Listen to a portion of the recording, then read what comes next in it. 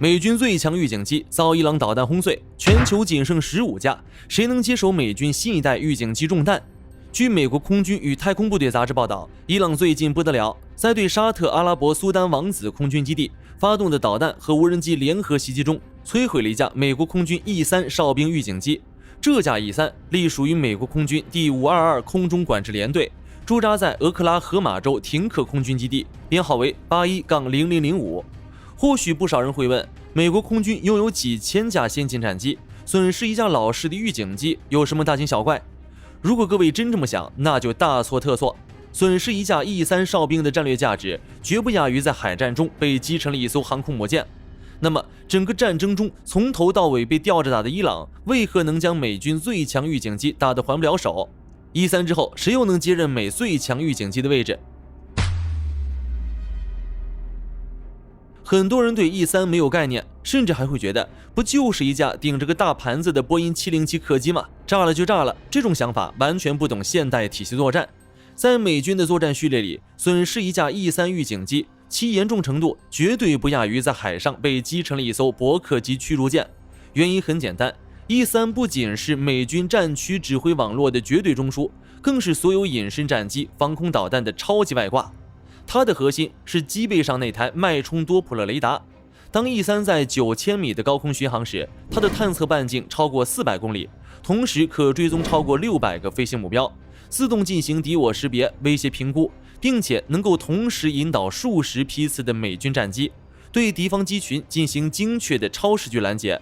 更可怕的是它的下视下射能力，脉冲多普勒技术能够完美过滤掉地面的杂波干扰。就算敌方的巡航导弹或战机贴着海面，顺着山谷，哪怕跟地面零距离接触是超低空突防，但在 E3 的雷达屏幕上也是一个极其明亮的光点。可以说，只要 E3 在天上，方圆几十万平方公里的空域对美军就是单向透明的。而现在没有了 E3，美军最先进的 F-22和 F-35隐身战机就只能依靠自身的机载雷达去搜索目标，这不仅极大地缩小了战机的探测视野，更会因为主动开启雷达而提前暴露隐身战机的位置。所以，伊朗人的这次袭击等于是直接让美军在波斯湾的防御世界损失了一大片区域。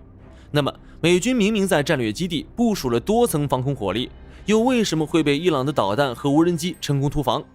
根据空军与太空部队杂志，美军部署在沙特的爱国者防空导弹系统设计初衷是为了拦截高空高速的战斗机和弹道导弹。雷达的探测波束主要仰望天空，当面对伊朗那些采用复合材料，并且利用复杂的沙漠地形进行超低空贴地飞行的自杀式无人机群时，传统的预警雷达往往会出现探测盲区或反应迟缓。此外，伊朗极其狡猾地采用了饱和攻击加多弹种协同战术，先用大批廉价的无人机作为诱饵，塞满美军防空雷达的处理通道，在防空网出现短暂火力空白、拦截通道满载的瞬间，真正致命的弹道导弹或巡航导弹紧随其后直插目标，最终造成该基地有15名美军受伤，另有多架军机受损， E3 也被拦腰炸断。那么既然 E3 这么重要，炸了一架，美军再造一架不就行了？殊不知这正是五角大楼困扰的根源， E3 的空缺根本补不上了。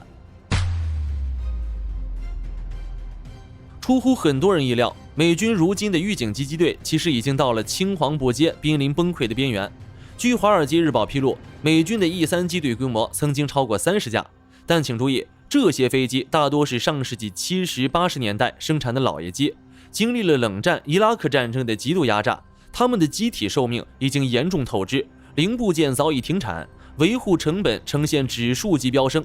在这次苏丹王子基地遇袭之前，全美国能够随时调度的 E3 可用数量就已经锐减到了可怜的约16架，其中一架在阿拉斯加盯着北极和俄罗斯的战略轰炸机，一架在日本监视着西太平洋的敏感空域，还有整整8架正趴在机库里进行极其耗时的大修和系统升级。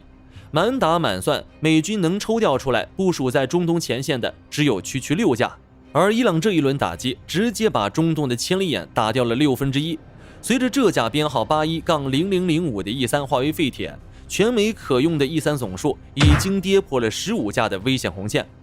正如前北美防空司令部司令退役上将范赫克发出的警告， E3 早已远超其使用寿命。对于这类规模极小且对战局极其敏感的机队而言，损失任何一架平台都将对未来任务执行与机组人员训练造成难以弥补的严重影响。不过，飞机少了，预警任务却没减，剩下的飞机都不得不开始超负荷运转，诸如增加巡逻频次、维护时间被迫压缩，最终的结果便是造成机械疲劳，这是一个无解的恶性循环。美军现在的处境就像是用10个锅盖去盖15口正在沸腾的锅，无论怎么调度都必然会露出破绽。既然旧的不去补不上，那是否有新的飞机替换 E3？ 有的兄弟，答案是向波音公司下达订单采购新一代空中大脑 E7A 蝎尾鹰预警机。E7A 来头不小，它是基于成熟的波音737-700客机底盘改造，维护成本大幅降低，起降场地要求也大大减少。但它最恐怖的核心在于机背上那块长得像冲浪板一样的固定式雷达天线。这个装置告别了 E3 那种笨重机械旋转的大转盘。此外，它还搭载了由诺斯罗普格鲁曼公司开发的顶级 MESA 雷达，这是一款真正的 AESA 雷达。众所周知，机械雷达转一圈需要10秒钟，目标信息有10秒的延迟，而 MESA 雷达依靠成千上万个微小的发射接收组件，通过电子波束的瞬间偏转，可以实现对大范围空域的无死角、无延迟凝视扫描。实战数据讲得很明白了，在监视模式下，它的雷达可以探测到600公里以外的地面目标。对于战斗机这种空中目标，探测距离超过370公里，哪怕是海面上的护卫舰，也能在240公里外被它死死锁定。更令人恐惧的是，它强大的多目标处理能力。MESA 雷达可以同时精确跟踪多达180个目标，并能够同时引导美军战机和防空导弹对其中最具威胁的24个目标发起同时交战。这种雷达还可以进行波束凝视，即把雷达能量瞬间集中在一个极窄的扇区内，专门用来烧穿敌方的强电子干扰，或者是探测那些极低雷达反射面积的隐身战机。可以说，一旦 E7A 大规模服役，敌方的任何隐蔽企图、低空突防，在它的电子天眼面前都将无所遁形。E7A 就是美军新一代预警机之王。虽然 E7A 的未来预警很美好，但雷达再牛，造不出来也是白搭。美军目前面临的最大危机，正是波音公司拉胯的产能。作为接班人的 E7A 预警机，计划进度已经严重落后了数年。尽管美国空军在国会的强力施压下提供了充足的资金，但要在短时间内制造一架涉及极其复杂的军用标准改装和供应链整合、雷达软件匹配以及单价超过7亿美元的高精尖预警机，实在是困难重重。哪怕美国空军也极其悲观地评估，就算波音开足马力，短期内最多也只能建造7架 E7A。这点产量对于填补 E3 退役和战损留下的巨大窟窿来说，无疑是杯水车薪。但是我们却绝不能因此低估了美国军工复合体的军事底蕴。历史上无数次证明，当美国的战争机器被真正的见血的威胁所激怒时，当国会的预算不再受到繁文缛节的掣肘时，这个国家的纠错的能力和工业爆发力是极其恐怖的。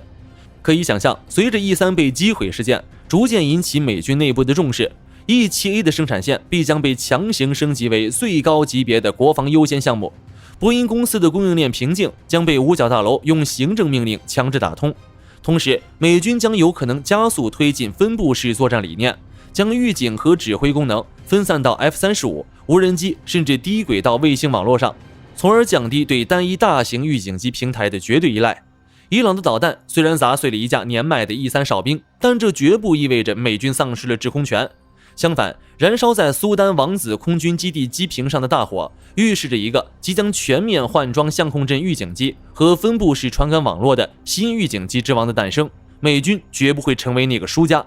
好了，今天的视频到这就结束了。大家认为 E7A 能否接手 E3 的重任呢？波音公司又是否能完成美军所给的重任呢？欢迎大家在评论区留言讨论，我们下期视频见。